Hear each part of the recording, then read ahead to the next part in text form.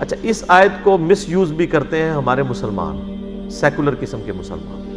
وہ کہتے ہیں نہیں دیکھیں جی، لا اکراہ فی الدین کا مطلب ہے دین کے بارے میں کوئی جبر نہیں، یعنی کوئی نماز روزہ کرنے کی ضرورت نہیں ہے، سود کھاتے رہو اور آرام خوریاں کرتے رہو، کوئی دین میں تو جبر نہیں، جس کی مرضی دین پہ چلے، جس کی مرضی نہ چلے۔ یہ کافروں کے اعتبار سے ہے کہ کافر کو آپ تلوار کی نوک پہ مسلمان نہیں کر سکتے۔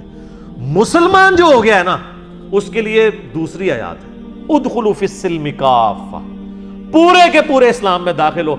ٹنڈا مسلمان نہیں اللہ کو چاہیے، لولا لنگڑا، پورا اسلام۔ یا تو دفع ہو جو اسلام قبول ہی نہ کرو۔ اگر اسلام قبول کرنا ہے تو روزوں والا خدا بھی وہی ہے جو نمازوں والا خدا ہے۔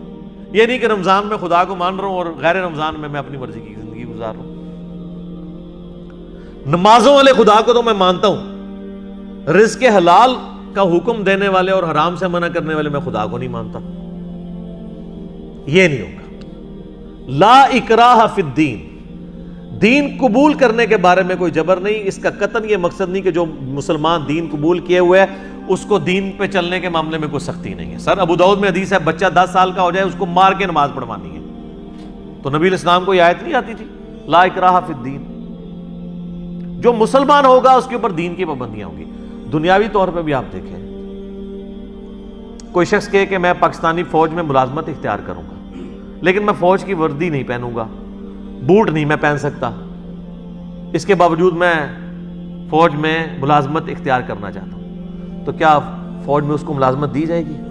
وہ کہیں گے کہ بھئی آپ نے ملازمت کرنی ہے نہیں کرنی آپ کی اپنی مرضی ہے، ہم کب کہہ رہے ہیں کہ آپ فوج ضرور اختیار کریں، لیکن ونس آپ فوجی بنیں گے تو فوج کا سارا ڈسپلن ایس او پیز آپ کو فالو کرنے پڑیں گے۔ اسی طریقے سے ونس جو بندہ مسلمان ہو گیا وہ یہ لا اکراہ فی الدین کے پیچھے نہیں چھپ سکتا۔ یہ کافروں کے بارے میں ہے، کیونکہ ساتھ یہ آ گیا قد تبین الرشد من الغی، بے شک ہدایت کو گمراہی سے الگ کر کے اللہ تعالیٰ نے واضح کر دیا ہے۔ اور آگے دیکھ لیں ساتھ ہی ذکر آ گیا فمن یکفر بالطاغوت، جو کوئی طاغوت کا کفر کرے گا، یعنی اللہ کے مقابلے پہ جو بھی کھڑا ہے، چاہے وہ شیطان ہے یا انسان ہے، وہ طاغوت ہے۔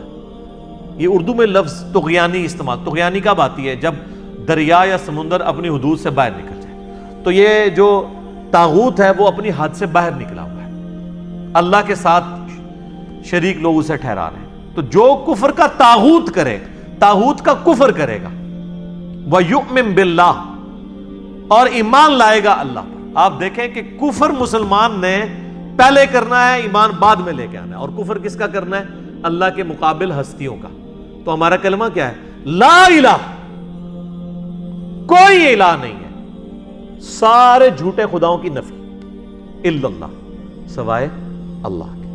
پہلے ہم کفر کا طاغوت کا کفر کرتے ہیں اور پھر ہم اللہ پر ایمان لے کر آتے ہیں۔ تو اللہ تعالیٰ ہمارا جو کوئی کفر کرے گا طاغوت کا اور ایمان لائے گا اللہ پر، فقد استمسک بالعروۃ الوثقی، تو اس نے تو ایسا مضبوط کڑا ہلکا پکڑ لیا، ایسی مضبوط زنجیر پکڑ لی ہے، لن انفصام لہا، جو کبھی نہیں ٹوٹے گی۔